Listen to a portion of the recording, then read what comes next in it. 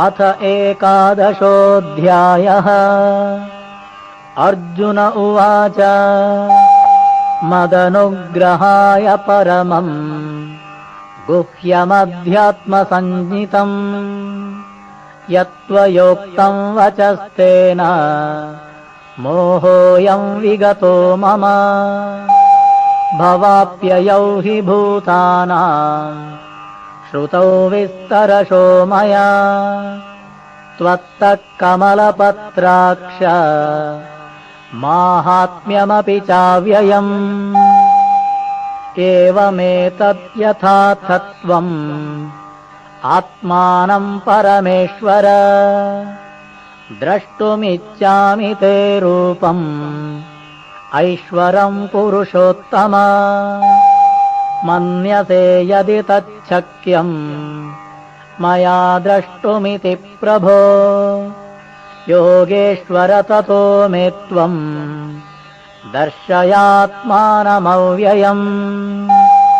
श्रीभगवानुवाच पश्य मे पार्थरूपाणि शतशोतसहस्रशः नानाविधानि दिव्यानि नानावर्णाकृतीनि च।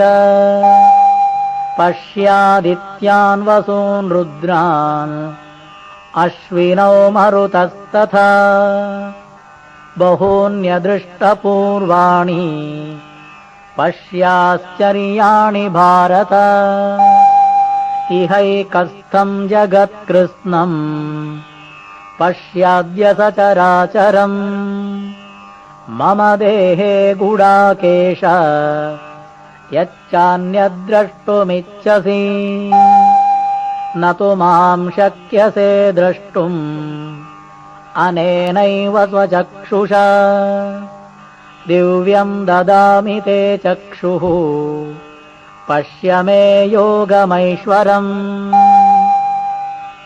सञ्जय उवाच एवमुक्त्वा ततो राजन् महायोगेश्वरो हरिः दर्शयामास पार्थाय परमं रूपमैश्वरम्।